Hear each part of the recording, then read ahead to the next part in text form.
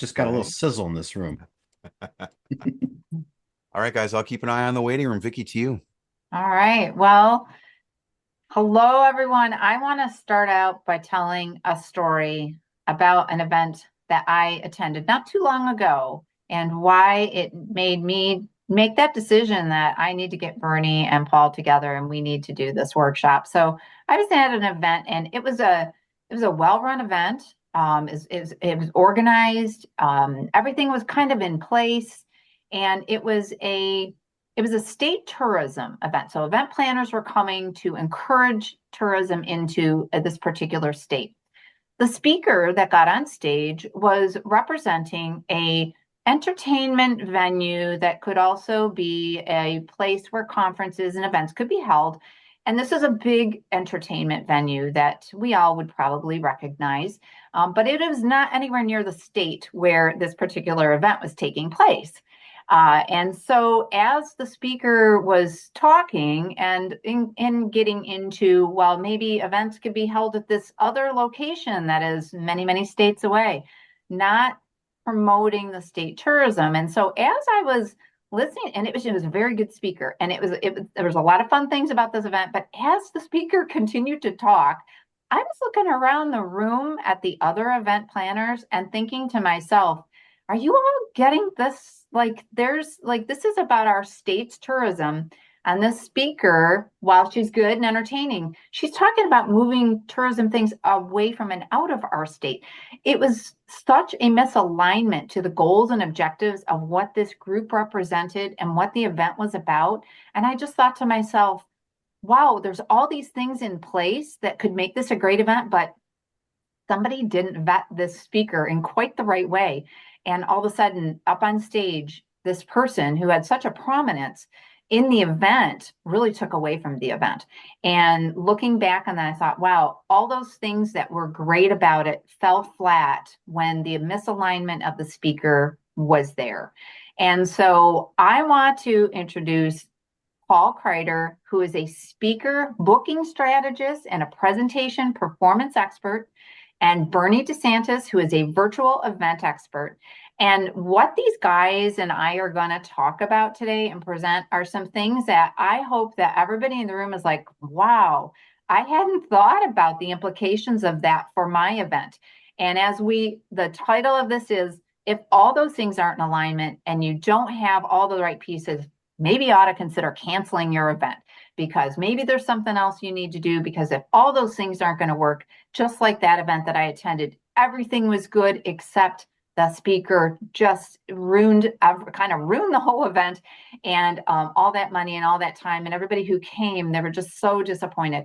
We don't want that to happen. We want to give you some tips and tricks so that your event, that you don't have to cancel your event. We want them to be a success. So I'm going to turn it over to Bernie and let him take it from here. All right. Thank you very much, Vicky. So, yeah, welcome everybody. What Vicky just described is, unfortunately and incredibly common.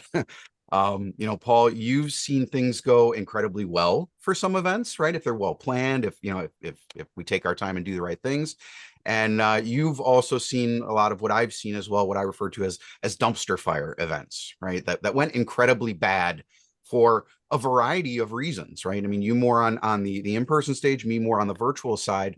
But let's start having that conversation. What are some of the reasons that events break down? And I mean, like even before the speaker's ever chosen in some cases, right? Yeah. So if event planners aren't defining what kind of outcome they're looking for, why are we having this event? Why is a speaker a part of it? You know, what needs to change if we bring in this entity? Like what is the purpose for this, as opposed to the fallback status quo? This is kind of how it's always done. We have a conference, we need to bring in a speaker or two, right? Have you really thought about what goals you're trying to achieve by bringing in a speaker to be part of your program, right? That's the biggest misalignment from the start, and everything gets derailed if you haven't thoughtfully decided why you need a speaker or several at your event. Yeah, absolutely. I mean, I think you need to really think about the audience that you're going to have. Again, the outcomes that you want to achieve, right? Is it purely for a promotional type thing, right? You're gathering names and email addresses and such, or are you trying to sell something on the event? Is it an awareness campaign? Like there are a lot of things that you have to consider and align. And that's not even talking about some of the finer details in those spaces as well. Yeah. Uh, it's not just are we bringing in someone who has a name? It Right. has to be, what are we trying to shift in terms of the hearts and minds of our audience sitting in the room? That is often overlooked. It's not about us. It's not about how we feel about the experience as event planners or as agents who book speakers or as virtual tech or producers. It's about the experience we're creating for an audience. And the moment we lose that, we don't set the proper tone, right? We have to decide, are we challenging our audience? Are we entertaining our audience? Are we teaching them something? Are we just trying to wholly inspire them to be a 2.0 version of themselves after they've experienced our event with our speakers, right? Um, and there are many kinds of choices that you can make in terms of what if you decide a speaker is going to be part of your program. You have to decide first and foremost, what does our budget allow in terms of bringing in a particular kind of speaker. The rule of thumb is the larger the name recognition, the celebrities, the major sports stars and whatnot, best-selling authors, these people are going to come with an elevated price point. And there's a couple reasons for that. One is because in theory, they're really good and they should kick butt from the stage. So it's going to elevate your event for your audience to meet the goals you're looking for because they are prepared to be that superstar on stage, right? The other is speaking is not their first job, right? Being the celebrity, being the author, being the thought leader, being the athlete, that's their first job. So if they're going to take time away from their first job, then they have to know that it's worth it for them in terms of budget um, to to um, to do that and take some time away from their first core responsibility, which is totally an acceptable thing to ask for, right? There are often times where major news celebrities, like a news anchors, to be part of programs. I had a program this a couple falls ago because of the hurricanes on the East Coast. We had ABC, NBC types of people that could not leave the news desk because of major news, whether it's weather or politics, or pop culture things. If something is happening and their major job is keeping them there, they have to stay. So all these things are part of what kind of person do we want to bring in, right? And I think when we're talking about alignment, again, is kind of the overall theme here of this particular section, if you will. But having a point person involved in the overall process, the true decision maker, identified and knows what they're responsible for, or maybe it's multiple people, right? But kind of governing by committee is certainly not the best way overall when we're talking about events. But identifying that decision maker, and I think also, excuse me, thinking about the customization of the overall event, right? You're again, Yeah. in person or virtual, they're not all going to look the same. It might be small details, it might be big details based on that speaker, based on the audience, but you have to think through all of those little pieces, right, Paul? Yeah, that's a great point, Bernie, because before you even decide it's going to be a celebrity, it's going to be a niche industry expert, um, deciding who is going to be responsible for reaching out to these people, right? If you have too many cooks in the kitchen, nothing gets done. And there are many scenarios where I've seen event planning teams decide that they're going to throw multiple prongs in the fire, and then whatever sticks, that's the path they're going to go down. And what you find is, back to unalignment, people aren't talking to each other. Some people will be reaching out to the same entities for speakers, and you come across as unorganized and unprofessional if you have multiple people doing multiple things that are of the same strand, the same avenue.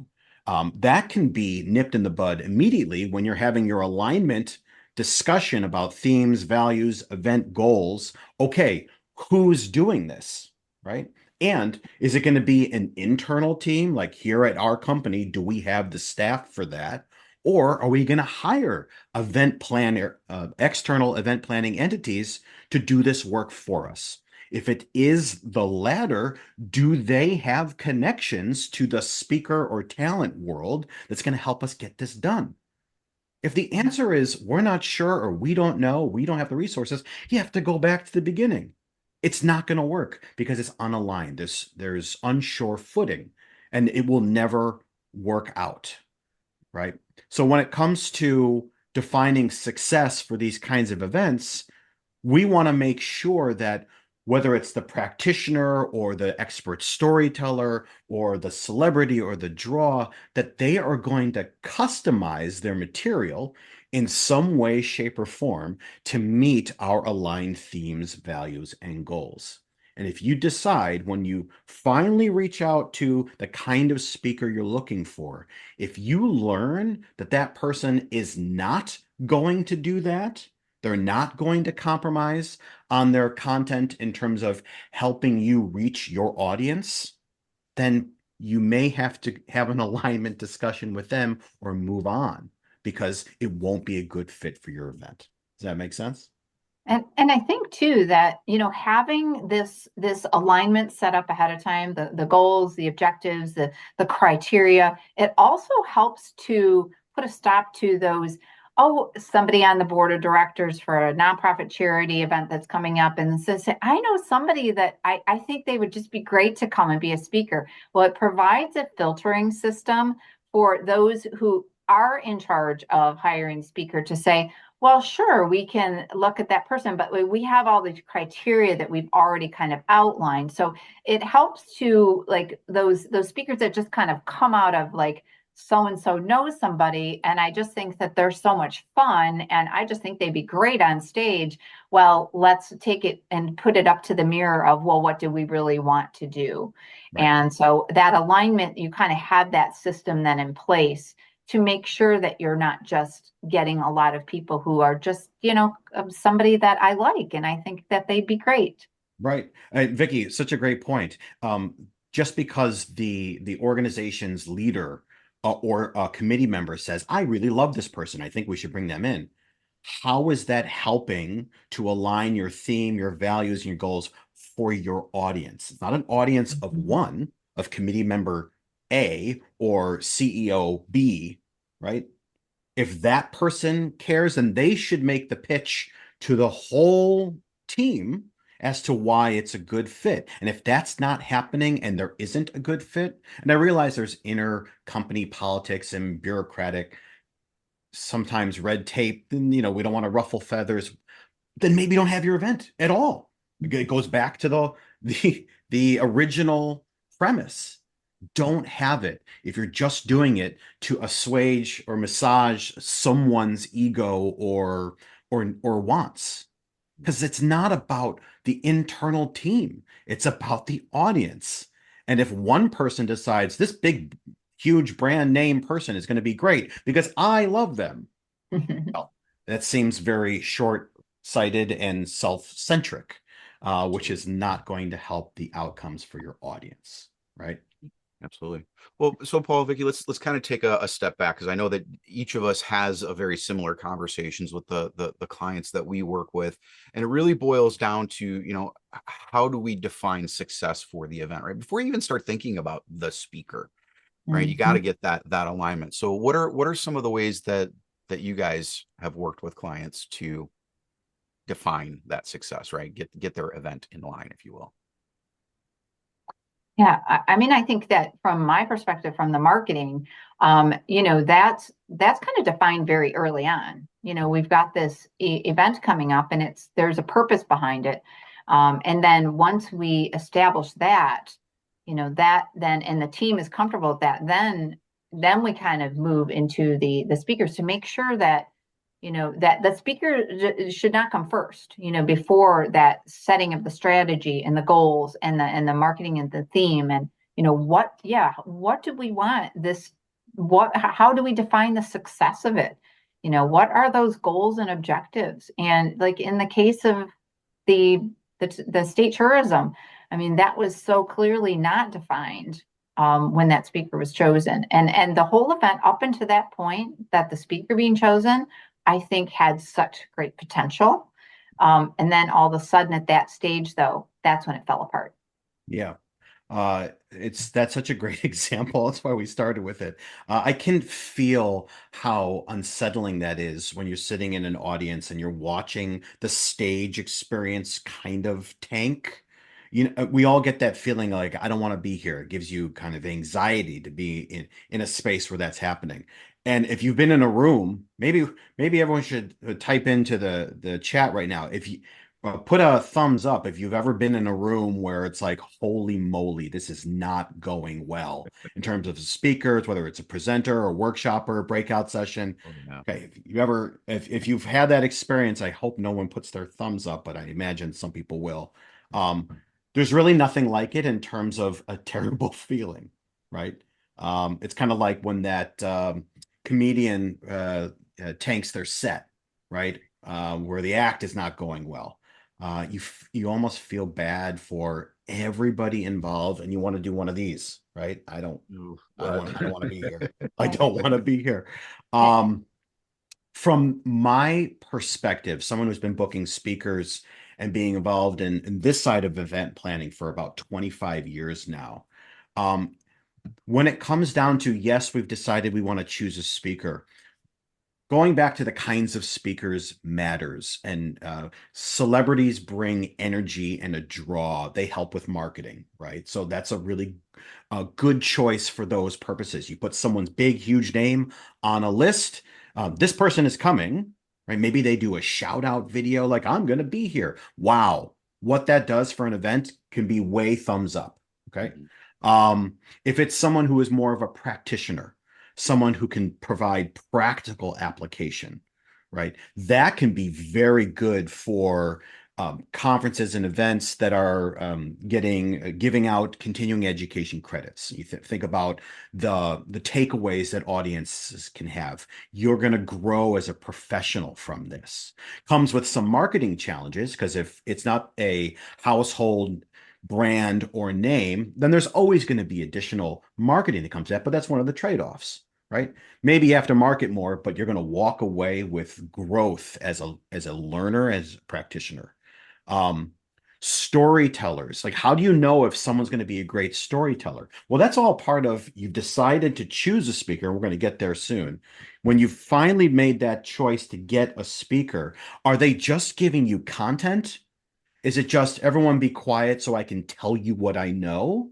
Or are they going to wrap it up in a layer of creativity and engagement, right? Storytelling is not a soft skill as much as some parts of the world might tell you, oh, well, this person's a great communicator, or they tell great stories. Gosh, that's a soft skill our company really needs to work on. It's not. It's the essential component to making the relationship between what's happening on stage and what's happening inside the hearts and minds of an audience. That's the connector, right? So that's what you're going to get from someone who comes across as a storyteller, right? The other thing that we need, that event planners need to understand, is what kind of format is this person going to be delivering their information? There are several ways for a speaker to give information. Certainly storytelling has to be the brunt of it, right? But there are keynotes. There are fireside chats, right? Where keynotes is more of a monologue from stage. Think TED Talks or TEDx Talks, right? Then you have fireside chats, which is more of like two people sitting by, fire with a glass of their favorite drink, talking about old times and things that they've seen in the world, right? That can be a very engaging story first context, but does that make sense for the goals and values of your event? Right? It could be in the form of a workshop or a breakout session, more hands-on learning, exercises, activities. Sometimes, if your event themes, values, and what you're trying to do for your audience, sometimes that's the format to go. You really want people to get their hands dirty, and you want the speaker to deliver information that gets people involved, out of their seats, writing, answering questions throughout, as opposed to I have a monologue, you listen to it. Right? It's a different kind of format. It's a different kind of experience. And the last thing that I say about event planners when choosing a speaker, defaulting to, well, people will know who they are as the only reason why you decide to go that route is a poor choice. That is not the sole reason why you decide to bring someone in, is because your audience knows them. Yes, that's important on some level, but there has to be a connection, and that comes with customization of content. That comes to the kind of relationship you establish with the speaker once you finally reach out to the kinds of people you're looking for. Yeah, and Paul, I'll double down on that because it's something that I have to explain oftentimes to my clients as well when we're talking about virtual events, right? People will say, "Hey, I want to do a webinar for my audience." Cool. A webinar is really the umbrella for a dozen different types of virtual events that you can do, right? Again, you have keynotes and lectures, you have workshops, you have master classes, you have roundtables. Fireside chat is a very common one. I work with Johnson & Johnson. We do a quarterly global town hall, and it's a fireside chat with the executives. But you got to think through those type of things, right? Because let's just say that as an example, the audience you want to connect with is the CEO of small to medium sized organization, right? They've got some employees, they've got some revenue. Well, that audience likely isn't going to come to just a free open webinar, right? More often than not, they're going to want to seek a little bit more values. And in that case, if your event is a roundtable, they're going to see it as an opportunity to network with peers, share a little bit of the things that they know. Event format is super important, whether you're talking about in person or virtual. Again, even before you determine who's going to be facilitating or talking at that event. For sure. That's such a great point. And the same level of impact, it happens in a virtual capacity, it happens in an in-person capacity. It is irrelevant where you're sitting. Some people will argue, well, in person has more energy and more. It's just a different environment. You can create the same kind of energy in any format. That is back to alignment. What kind of person are you bringing in to make that connection? What kind of systems do you have set up in place? Tech, cameras, sound, pre-event music. All these things create feeling, create sentiment, create connection. If you're leaving those things out, both in person or virtual, your event starts on terrible footing. You're unaligned, right?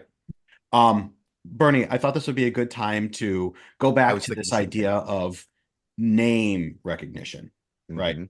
And folks, we have some interesting things for you to see today.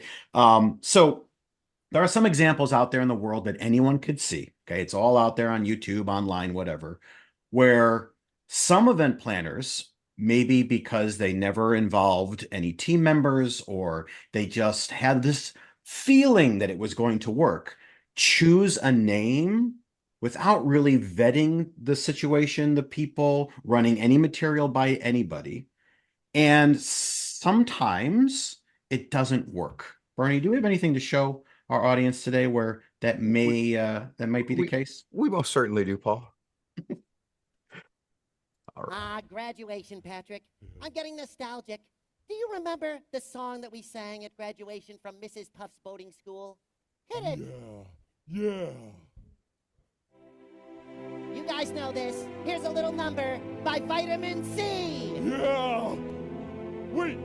How do you spell that? VidamanSea. Where'd you go to school, Patrick? Middlebury? Hey, you knock it off. Everybody do this. You know you want to. We talked last night about the Catamounts, but not Ben Affleck because he dropped out. Well, Paul, I'm not sure. Do you think we've made the point with the video, or would you like to? I don't know. Raise your hand if you're enjoying this. Right? Thumbs down. Yeah, A double. I heard Julie chimed in. Oh wow. Right. Right. Okay. So does anyone recognize who these people are? Go ahead and fade I this think out you can for turn. you guys. I think you can turn this off. So I am not a SpongeBob SquarePants fan. But these actors are the voices of SpongeBob and Patrick, right? Mhm. I don't the actors. I think we have their names somewhere in Yeah, there.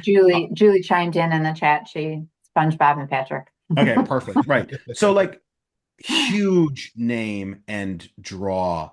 One of the most successful cartoons of the modern era. And certainly the University of Vermont, that was the commencement experience. Talk about big, huge events, right? In terms of higher education, those are the biggest names and draws that they bring in for their commencement ceremonies for their students that are graduating.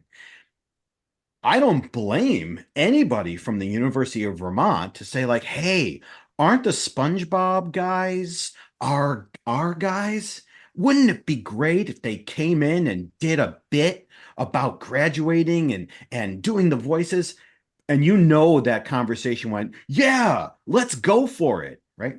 Reach out to them, land the opportunity. Who knows what kind of conversation they had with the actors or the the representatives that they talked to. And we'll talk about who you have to speak to when you're choosing speakers. But do you think when they had any pre-event call, if they did have one, that these actors explained what was going to happen or prepared any kind of preview for it? How many of you think that after the University of Vermont commencement planning team saw that in a preview would have said, great, go for it? I think all If they anyone needed, said yes, I'd be like, oh, never mind then. Oh, I guess wait. I guess we're I wrong. think all they needed to do was have a couple of those students that you saw in the background, like have done a pre-presentation to them to have that same expression on their face. And If anyone wants to go watch the full clip, you can find it on YouTube. You can see it. And this Paul's goes like, back, no, God, please, no. or don't, right? You'll be watching Didn't it like anybody that. say, what are you going to talk about? Right. Right. Oh, yeah, exactly, Dan. Like what are you gonna do? What's gonna happen out there? Oh no, we'll do our voices. And great, I guess. Everyone loves SpongeBob. When you watch the full video, you'll see some of the students like this in the background going. It's kind of how you felt, Vicky, right? When you were at your event when there was some huge misalignment between what was being presented to you and what you expected when you got there, right? Right. So some of the biggest stages, Bernie, right, you would think would be hyper prepared to deliver the biggest impact on audiences. But we have one more clip that I wanted to show you guys, that even the Super Bowl of storytelling, Oscars, Academy Awards, even those stages sometimes slip up.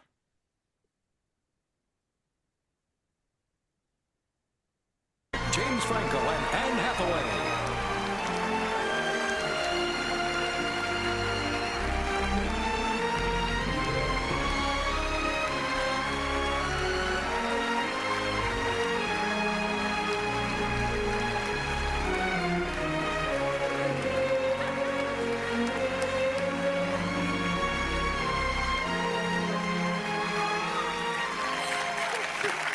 Wait for it. Oh my gosh, you're all real. Wow. This is actually happening. Okay. Hello, and welcome to the 83rd Annual Academy Awards.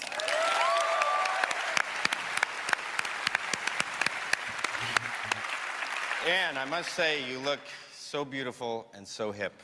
Oh, thank you, James. Yeah. You look very appealing to a younger demographic Thank as you. well. Thank you very much. So here we are, and it's Hollywood's biggest night. And it's very exciting for both of us because we're both nominated. Actually, James, I'm not nominated Oh, tonight. come on, Ann, don't be so modest. No, I'm not modest. I'm just not nominated. You know, All right. it used to be, you get naked, you get nominated. Not anymore. Not anymore. Okay. All right. So, Anne Hathaway and James Franco are award-winning superstar actors, right? Their credentials, their history in terms of what they've done in cinema, whether you like their work or not, like they are awarded and celebrated. Whatever production theme or conversation that took place to make this sort of like millennial, like whatever attitude be the theme. And it was throughout the entire evening with this sort of like, we don't really care sort of attitude, didn't work. And what you can tell is that even in the audience and everyone in their tuxedos and gowns, you get this weird laughter, slow clapping, you get poor punchlines, you get jokes that don't land, and it just gets worse and worse and worse. Now, those conversations that are happening to put on these events, sometimes it doesn't come with the kind of vetting that, as in our world, that we can do. Some big Hollywood so-and-so says this is going to happen, period, end of story. You cross your fingers and you hope it goes well, right? This is one of those cases where it did not go well. Now, what could have happened was the jokes could have landed harder. The timing for delivery, the chemistry between Anne and James could have been worked on a little bit more. Yes, I know that sometimes timing is an issue for things like the Oscars, but it is something that is often looked back as kind of a blunder in terms of Hollywood's greatest night in terms of storytelling. So even on the biggest stages, these unaligned issues can come back to haunt us. So if it can happen on ABC for the Oscars, it could probably happen at our events. So there is a lot of work that we can do when we start searching for speakers to circumvent some of those issues. Right. So that's a perfect segue, Paul. Right. So, like, what are the spaces? Where should we be actually looking for these speakers? Right. Like, we are going out to hire a speaker. Where do we look? Yeah. So and there when are you- multiple. And also, like Go ahead. when you don't necessarily aren't like that stage that can afford the budget for a big name, you know, what are some things that all of us as event planners can do regardless of the size of the event or the budget? Right. And to be clear, hiring a speaker does not necessarily mean hiring the most famous and most expensive entity. That's not what we're talking about. There are featured stages, and then there are side stages. And every one of those stages needs to make an impact on your audience, right? As we discussed earlier, featured stage speakers should be ready to do that. And you'll find those people at talent agencies, like you may have heard of, like a creative artist agency or IMG or William Morris, where you're going to get more of the bigger name, bigger draw style speakers and performers and talent. There are speakers bureaus that are solely focused on public speakers. Those come with some of the name recognition folks, but also the niche industry experts that are going to make the same kind of impact just on the workshop stage or the breakout session stage, right? One thing that event planners need to be aware of when searching for a speaker, and hopefully you've assigned a team to do this as opposed to just letting everybody contact anybody at any time, right? Back to alignment. You have to decide who's doing this. If you go on to speaker bureau websites and there are 1,000 of them, or you go on to talent agency sites and there are hundreds of them, and you see the same people on these sites, then you have to ask yourself a question. Why are they on multiple sites? What it means in terms of representation and who you should get in touch with, if they're listed on multiple sites, they are not exclusively represented by that entity, right? So what does that mean? How do you get a hold of these people? Many people can be contacted on their personal sites, right? And even some of the celebrities, when we say personal sites, there's not necessarily like website landing pages for these people, but Instagram, Facebook, other accounts where you can find these people, you can find this is how to get in touch with me section of their site. Now, the rule of thumb is if the person is a name and a draw, it's going to take longer to get a hold of them. That's because they are involved in a lot of projects.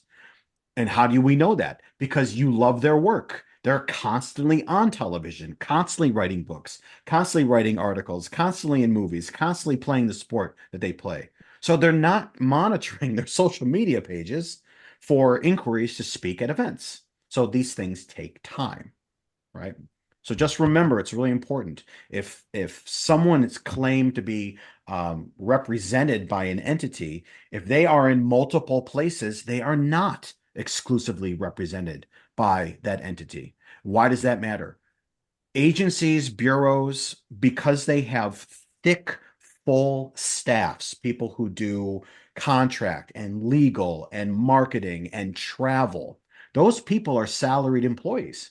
They need to be paid for their work once a booking happens. So these agencies typically will have additional fees to get in touch with the talent, the speaker, the performer you're looking for. Now, if budget is not an issue, then that's okay, right?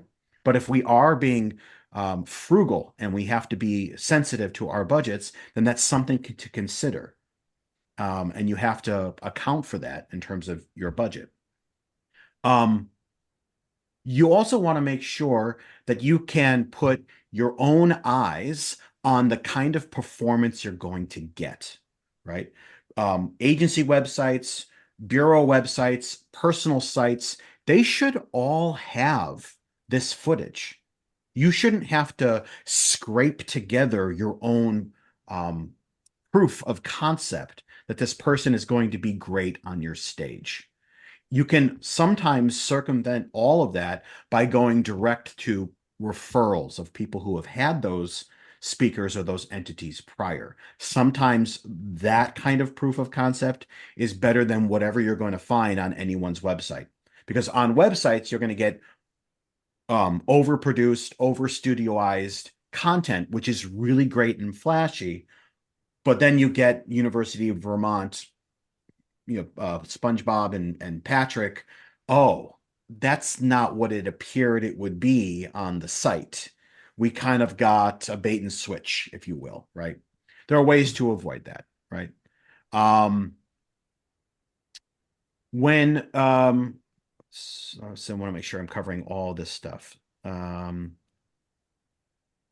Okay, so when you are determining who to reach out to, because this is really important, some speakers, some talent, some performers are exclusively represented by one entity. You should be going through them for every bit of your correspondence. Your CEO, your lead event planner, your committee member should not be going around anybody, talking to outside sources, trying to get in, sort of get in through another door. Go through the exclusively represented point. That is how you're going to get the most movement for the people who are exclusively represented for these entities. Going around can cause friction, could create a problem for final bookings. You may actually have people back out of committing to your event because there was some back channel maneuvering to try to get a different schedule, a different fee point. Obviously, these are things that we don't want to happen. By the way, you can avoid those things happening if you know who's reaching out to these people. You have your 1 or 2 points of contact inside your team that is doing that work. It's not Bob, the committee member. It's not Janice, the CEO, right? Unless And it's specifically assigned to Bob or Janice, the CEO. sorry if your name is Bob and Janice and you have those. Well, from a timing perspective, Paul, I think unless you have another point that you really want to land on speaker selection, Sure. maybe we move forward with Yeah, execution, absolutely. right? Like how do we make sure that the speaker is set up for success once we've actually chosen them, we've booked them, right? Like when do we start focusing on content from a marketing perspective, Vicky? Like let's talk a little bit about that while we have some time left. Mhm. So Vicky, why don't we start with you from the marketing perspective on, once we've got that person selected, once we know what the theme and all of that is, what makes Right. sense from your perspective on the marketing side? Right. I mean, I think that, content is going to be super important. What are they going to cover? And, what do you want them to cover? And what do you not want them to cover, to make sure that there are not things that are said that are not going to be appropriate for the audience or not aligned with the audience. And so, and again, having all the right people in the room. So talking, your marketing person, the people, whoever's in charge of the speakers, making sure that you're talking about all these things early on. So things like the state tourism event that I talked about, that they don't happen because there was enough people talking early on to say, we want to make sure that the focus is this, and that there was people that were saying, well, we need to make sure that this is covered and this is, and if those things are coming out early enough, then you can decide maybe this isn't the right speaker for the event and it's just not going to be aligned. And so, and also just looking at budget. I mean, sometimes you might get a speaker that aligns in a lot of ways, but maybe they need some extra help or extra assistance, or, don't read from a tablet. I mean, I was at a charity event that I think I already mentioned, and it was the speaker was the story was powerful, but they spoke on stage from a tablet. And because I don't think anyone said you shouldn't do this, and here's another ways, and here's maybe a coach that can help you before you get on stage. So. Yeah, Vicky, that's a great point. And this is a very unique value that an event planning team can bring to the speaker execution process, right? As we've said before, featured speakers should be ready for those moments. They usually are, right? The breakout sessions, the presenters, when leadership takes the microphone, there isn't always a lot of resources for them to get the practice that they're looking for, to prepare them for whose value? The audience's value, right? So to your point, Vicky, content is great. Delivery makes it even greater, right? And as part of the work that I do at Kreiter Creatives in terms of helping event planners find and book those featured speakers, we also make sure that every stage and every presenter is delivering the most impactful presentation that they can. And we don't blame anybody for not knowing how to do all of it. That's okay. It's actually better and much more aligned with the overall goals of your event to say, you know what? I need help making sure that I land this because I want your audience to feel a certain way. So that's when someone like me and my team will come in and provide those resources in addition to booking featured speakers. And it goes a very long way for the overall success of the event. Yeah, absolutely. From my perspective on virtual side of things, I think a lot of the value that my team provides oftentimes is in, audience insights, right? Who is the ideal client profile or audience member that we're looking for, and how do we connect with those people? It's even, I can't say more important, but it's at least equally, if not more so important, to make sure that you're aligned on your goals, the expectations for virtual. I will say this about virtual versus in person. I feel like you have a lot more control over the audience experience in virtual, right? You can control the flow in a little bit different way than you may be able to do in person. You can, to a degree, and using a producer, manage your stage more closely as opposed to relying on some other folks to do it within the room. But to your point, Vicky, I think when we're talking about content, once you've got your person figured out, right, your speaker, the sooner you can get to content and that alignment and making sure that it matches, avoiding last minute, type switches and things of that nature, the better. And obviously checkpoints along the way as much as possible. I mean, even just for our event here today, we had 3, I think, right, over the course of a month, just to make sure we were all aligned on what we were going to be delivering. Right. So, and I have some actually some pretty clear timelines when it comes to speakers and making sure that they're set up for the event as well, because it's not enough just to make sure they're ready, but when we confirm that they're ready, then we have to take care of them when it comes to being part of the program. So after the contract is executed, then the speaker should be sharing their collateral, right? They should be sharing their high resolution photographs, their bios. And if they've committed to doing any pre-event promotion, some will do shout out videos like, hey, I'm coming to an event. I would love to see you there. We have to make sure that if they agree to do those things, that we're there to help them get those things done, to remind them of these timelines. We have to understand that they're professionals too. They're busy. They're working. They also have families. God forbid they hang out with their families, and they have a life outside of their jobs, right? So we have to do our part to be a great collaborator with them. So to remind them that we need this, we need this, we need this. We also want to make sure that they understand the run of show, how things are going to go. Vicky and Bernie, you just mentioned that these alignment calls, you should be having at least one call with the speaker and their team to let them know details that are coming together, more about audience members, more than you did when you submitted the formal offer to them that explained all these details. You don't want them to feel they're walking into a space where they don't know anybody or don't know what's going on, right? It's not enough for a speaker just to be able to deliver content in an enthusiastic way to an audience. They have to feel part of it. And it's hard to do that. At the end of the day, these are people who are traveling to different cities and being part of experiences, and they don't know a lot of people. So if we can create that kind of collaborative, aligned atmosphere for them, they feel better about their role and they deliver a better product at the end of the day, right? Yeah.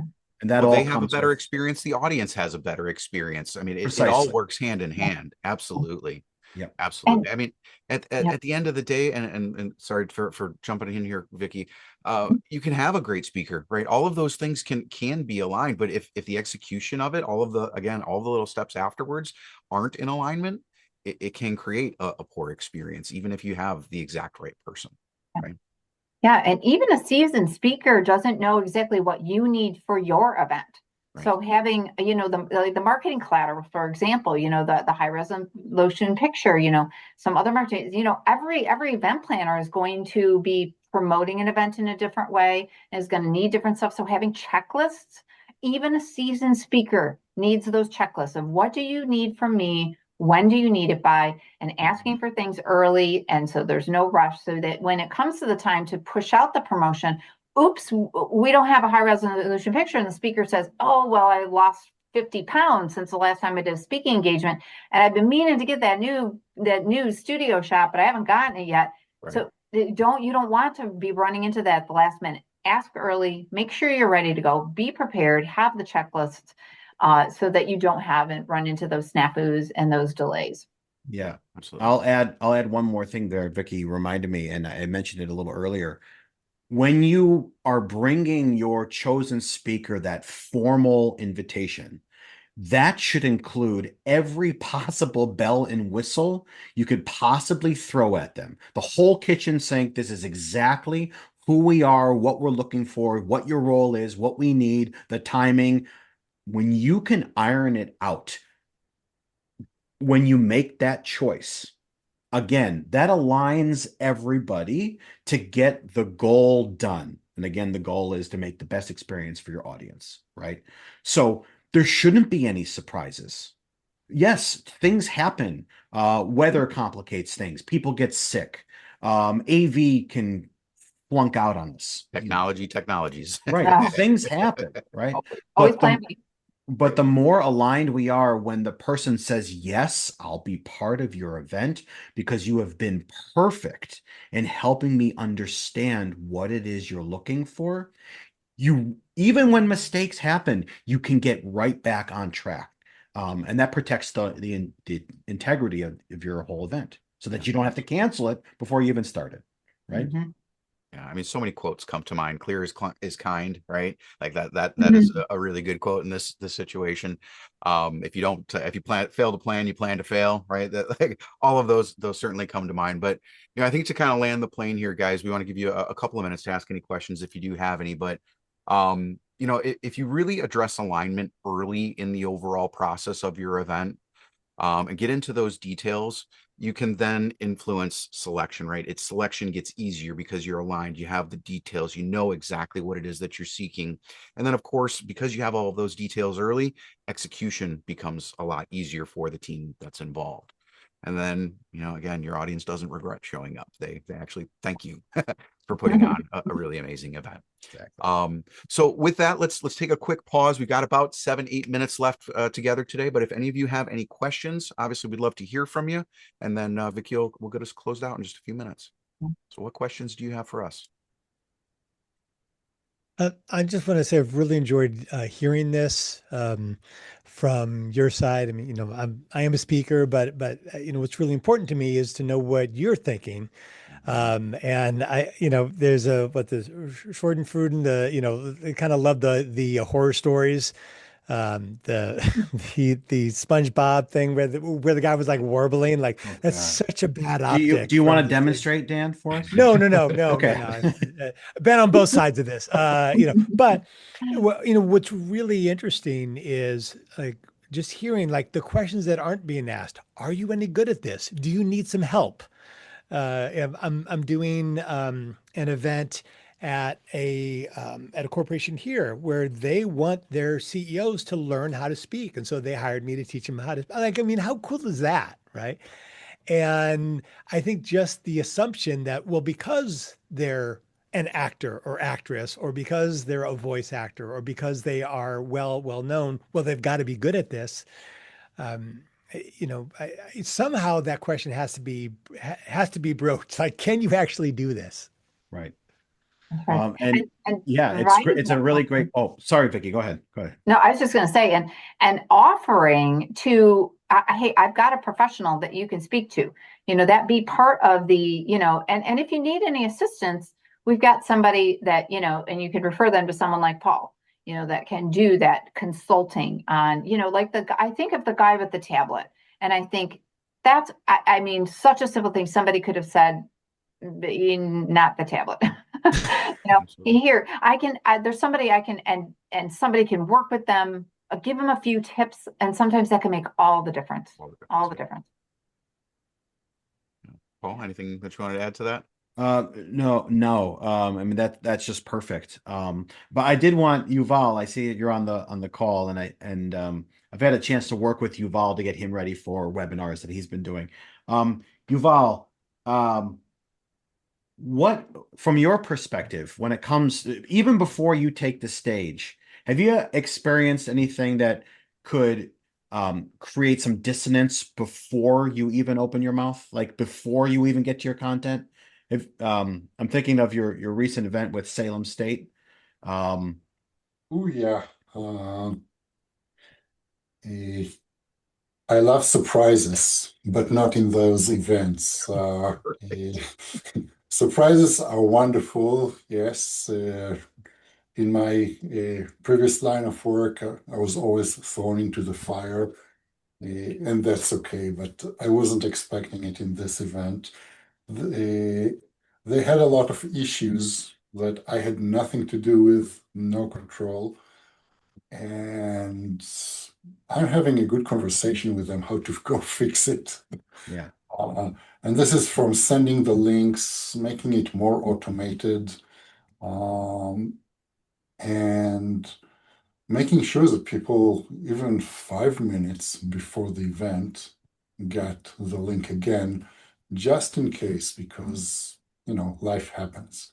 Yeah. Yeah, I mean, email deliverability issues, once you're on social media versus not. Like, I'm a person who's on LinkedIn all the time, so I'm going to see DMs, but there are people who are not on LinkedIn all of the time, right? So they may miss that DM. I've got some clients that will go as far as literally calling all of the guests that are planning to attend their event the day before to encourage them to actually show up. Yeah. Make sure they have all the information that they need.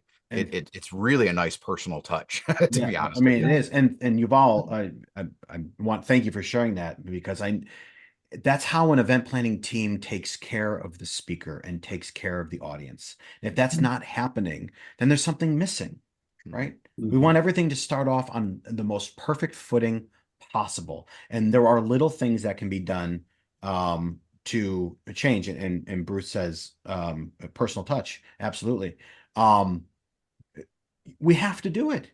You have to do it. Otherwise, why are you doing it in the first place? Right. It's the most ridiculous thing. There's so much work that goes into putting on an event, virtual, in person. There is so much. So if you're just going to cut corners and be unsupportive and unorganized, like, why even do it? Just don't even bother, right? Bruce, thank you for chiming in. And he chimed in earlier. He asked about a checklist. Vicky, we have some takeaways from some people, right? Yeah, we do. So after the event, we will be emailing you some free resources from the team here that presented, and also an opportunity to set up a strategy session for 30 minutes. Any one of the three of us here would be more than happy to get on a call, get on a Zoom call, answer any questions. And we do have some free resources that we'll be sending your way after the event as well. Cool. Thank you, Vicky. And as a reminder, and I think Bernie and Vicky, we can all take sort of turns as like what our specialties are, right? So you'll turn to someone like me if you want a featured speaker on your stage. You'll also turn to someone like me if you want to make sure every presenter is ready for their microphone moment, right? That's work that I've been doing for 25 years. So that's the kind of resource that I'll bring to your event planning table. Bernie, give them some perspective as to what you bring to the table. Yeah, absolutely. Thank you very much for attending. Everybody, appreciate your time today. Bernie DeSantis, I'm the owner and CEO of Insignia Training Partners, and I'm a virtual event consultant and corporate training expert. Little over 2 decades of experience in corporate training.